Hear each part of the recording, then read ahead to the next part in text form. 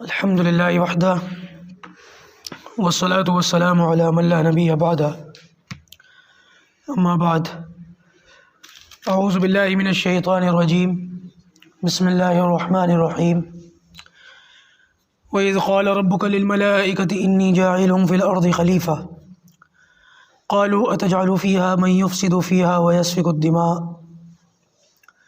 ونحن نسبح بحمدك ونقدس لك قال انی اعلم ما لا تعلمون صدق اللہ العظیم۔ یہ سورۃ البقرہ کی آیت نمبر 30 ہے۔ اللہ تعالیٰ ارشاد فرماتا ہے، اور جب تیرے رب نے فرشتوں سے کہا، وَإِذْ قَالَ رَبُّكَ لِلْمَلَائِكَةِ، کہ جب تیرے رب نے فرشتوں سے کہا انی جاعل فی الارض خلیفہ، کہ میں زمین میں اپنا نائب بنانے والا ہوں، یعنی کہ انسان۔ قالو، تو فرشتے کہنے لگے، اتجعل فیہا، کیا تو اس میں بنائے گا، من یفسد فیہا، ایسی مخلوق کو جو اس میں فساد کرے، ویسفک الدماء، اور خون بہائے، ونحن نسبح بحمدک ونقدس لک، اور ہم تیری تسبیح، حمد اور پاکیزگی بیان کرنے والے ہیں۔ قال، اللہ تعالیٰ نے فرمایا، انی اعلم، بے شک جو میں جانتا ہوں، ما لا تعلمون، ہرگز تم نہیں جانتے۔ اس کے بارے میں مختصر وضاحت اور ترجمہ آپ لوگوں کے سامنے آیا تھا۔ ایک نقطہ ہے جس پر غور کرنے کی ضرورت ہے۔ اللہ تعالیٰ نے فرشتوں کے سامنے اپنے اس فیصلے کا جو اظہار فرمایا کہ میں زمین میں ایک خلیفہ بنانا چاہتا ہوں، تو اس کا مقصد کیا تھا؟ کیا اللہ تعالیٰ اپنا فیصلہ سنانا چاہتا تھا، یا فرشتوں سے مشورہ کیا جا رہا ہے، یا فرشتوں کی زبانی ان کی رائے جاننے کا اللہ تعالیٰ کے یہاں کوئی حکمت ہے؟ تو یہ بات یاد رکھیں کہ مشورہ تو تب کیا جاتا ہے جب کسی مسئلے کے بارے میں، اس کی نوعیت کے بارے میں بندے کو خود مکمل اطمینان نہ ہو کہ میں یہ کام کرنے لگا ہوں، پتہ نہیں اس کام میں کوئی بھول چوک نہ ہو جائے، کوئی معاملہ گڑبڑ نہ ہو جائے، کوئی آگے پیچھے نہ ہو جائے۔ تو مشورے کی ضرورت تو وہاں پڑتی ہے جہاں بندے کو مکمل علم اور بصیرت نہ ہو، یہ جس مسئلے کے تعلق سے بات ہو رہی ہے اس مسئلے پر پوری تسلی اور تشفی نہ ہو۔ اور مشورہ کرنے کی دوسری شکل یہ ہے، دوسری وجہ یہ ہے مشورہ کرنے کی، کہ بہت ممکن ہے ان لوگوں سے مشورہ کیا جا رہا ہو جن لوگوں کا کام کاج میں برابر کا کوئی معاملہ ہو، جیسے ہمارے یہاں کونسلوں میں ہوتا ہے، کونسلر جو ہوتے ہیں بیٹھے ہوئے، ان سب کے حقوق برابر ہوتے ہیں، اس لیے ان سے پوچھا بھی برابر جاتا ہے۔ تو دونوں باتوں کا آپ یاد رکھیں، اللہ تبارک و تعالیٰ کا علم مکمل علم ہے، وَعِندَهُ مَفَاتِحُ الْغَيْبِ لَا يَعْلَمُهَا إِلَّا هُوَ، علم غیب کی کنجیاں اللہ کے پاس۔ تو مکمل علم اور مکمل بصیرت اللہ کے علاوہ کسی کو ہو سکتی ہے؟ اللہ پاک تو تمام علموں کا جاننے والا اور تمام علم ہی اسی سے۔ تو یہ تو نہیں ہو سکتا کہ اللہ تعالیٰ کے خدا نخواستہ کوئی علم میں کمی ہو، اللہ معاف کرے یہ بات کہتے ہوئے بھی ہماری زبان پہ انگارے رکھ دیے جائیں، میں سمجھانے کے لیے یہ بات کہہ رہا ہوں۔ یہ تو نہیں ہو سکتا کہ اللہ تعالیٰ انسان کو پیدا کرنے میں کوئی کمی بیشی اللہ معاف کرے ہو اور فرشتوں سے اس بارے میں پوچھ گچھ ہو رہی ہے۔ اور یہ بھی نہیں ہو سکتا جیسے پارلیمانی حکومتیں ہوتی ہیں کہ فرشتوں سے پوچھا گچھا نہ گیا تو یہ ناراض ہو جائیں گے، ان کا بھی کوئی نہ کوئی حق، ان کی بھی کوئی نہ کوئی ذمہ داری ہے، ان سے بھی پوچھ لو۔ تو یہ مشورہ نہیں تھا، لیکن اسے مشورے کی شکل دی گئی۔ کیوں دی گئی؟ دو باتیں علماء نے فرمائی ہیں۔ پہلی وجہ تو یہ بیان فرمائی تاکہ امت کو مشورے کی اہمیت کا پتہ چلے۔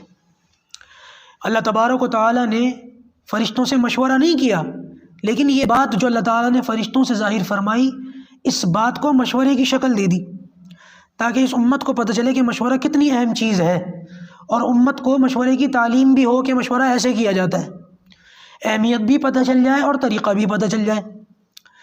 اس لیے دیکھیں کہ نبی کریم صلی اللہ علیہ وسلم جو خاتم النبیین ہیں، تمام نبیوں کے سردار ہیں، اللہ کے رسول صلی اللہ علیہ وسلم پر آسمانوں سے وحی آتی تھی، تمام معاملات کا اور تمام معاملات کی نوعیتوں کا نبی کریم صلی اللہ علیہ وسلم کو وحی کے ذریعے سے پتہ چل جاتا تھا۔ اس کے باوجود بھی اللہ تبارک و تعالیٰ نے آپ صلی اللہ علیہ وسلم کو حکم دیا، وَشَاوِرْهُمْ فِي الْأَمْرِ، صحابہ سے مشورہ کیا کرو۔ نبی کریم صلی اللہ علیہ وسلم کو مشورہ کرنے کا حکم دیا، جبکہ مشورے کی ضرورت نہیں تھی، ہر کام وحی کے ذریعے سے ہو جاتا تھا، پھر بھی مشورہ کرنے کا کیوں حکم دیا؟ تاکہ امت کو مشورے کی تعلیم بھی ہو اور امت کو مشورے کی اہمیت بھی پتہ چلے، اور ساتھ ساتھ مشورہ نبی کریم صلی اللہ علیہ وسلم کی سنت بھی بن جائے۔ مشورہ کیا ہے؟ نبی کریم صلی اللہ علیہ وسلم کی سنت ہے، کیونکہ اللہ کے رسول صحابہ کرام سے مشورہ فرماتے تھے۔ اسی لیے علماء کی طرف سے یہ بات آتی ہے کہ کوئی بھی کام کرو تو اپنے اکابر سے، اپنے بڑوں سے پوچھ گچھ کر کے، مشورہ کر کے اس کام کو کرو۔ اگر اس کام کے اندر خدا نخواستہ کوئی کمی بیشی رہ بھی جائے گی تو اللہ تعالیٰ مشورہ کرنے کی برکت سے اس کام کے اندر کوئی نہ کوئی خیر پیدا فرما دیں گے۔ اور یہی وجہ ہے کہ انسان کو چاہیے کہ اللہ تعالیٰ سے بھی مشورہ کیا کرے۔ اللہ سے مشورہ کیسے ہوگا؟ استخارہ کر کے۔ بندوں سے مشورہ ہے، بندوں سے بات چیت کر کے، اپنے ماں باپوں سے بات کر لے، استادوں سے بات کر لے، اپنے بڑوں سے، دوست احباب سے، چچا سے بات کر لے، یہ ہو گیا بندوں سے مشورہ۔ لیکن یہ دوسرے نمبر کی چیز ہے۔ پہلے نمبر کی چیز کیا ہے؟ اللہ تعالیٰ سے مشورہ۔ کن کن کاموں میں؟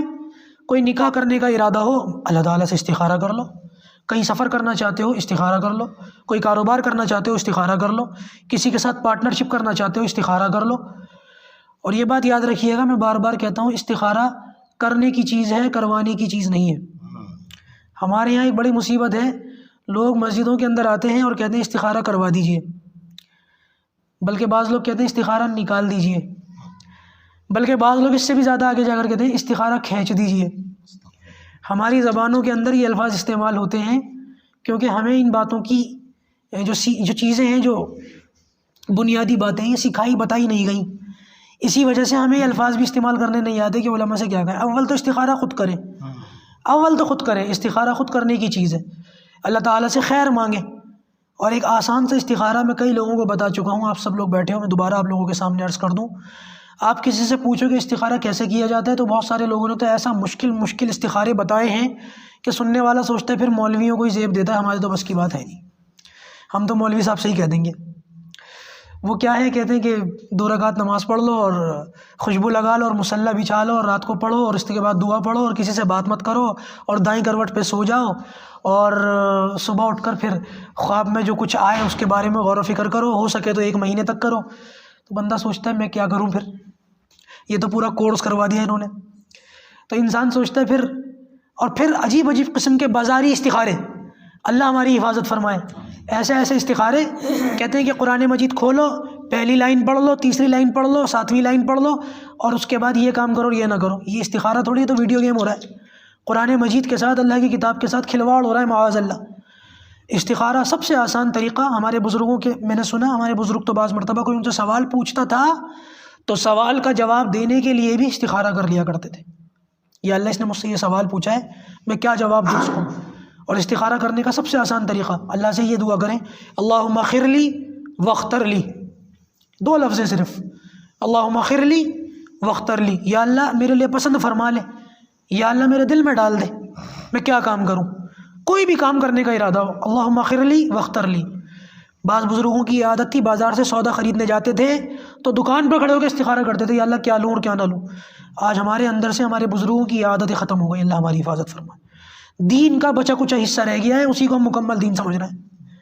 میرے بھائیوں، یہ چیزیں، یہ عادتیں، یہ اطوار، یہ طور طریقے سیکھنے کی چیزیں ہیں، اس لیے آپ لوگوں کو ترغیبیں دی جاتی ہیں کہ ایسی مجالس کے اندر بیٹھا کرو تاکہ یہ باتیں سننے اور سیکھنے کو ملا کریں گے نا انشاءاللہ۔ تو بہرحال مشورے کی اہمیت بھی پتہ چل گئی، اللہ تعالیٰ نے کیوں مشورہ فرمایا، نبی کریم صلی اللہ علیہ وسلم کی سنت ہے، تعلیم کا بھی پتہ چل گیا اور اہمیت کا بھی پتہ چل گیا، اور مشورہ مخلوق سے کیسے کیا جاتا ہے اور خالق سے کیسے کیا جاتا ہے، دونوں باتوں کا علم آپ لوگوں کو آج ہو گیا۔ انشاءاللہ اس پر عمل بھی کریں گے اور اس سے آگے کی بات انشاءاللہ آپ لوگوں کے سامنے کل عرض کی جائے گی۔ الحمدللہ رب العالمین الرحمن الرحیم والعاقبۃ للمتقین والصلاۃ والسلام علی سید الانبیاء والمرسلین محمد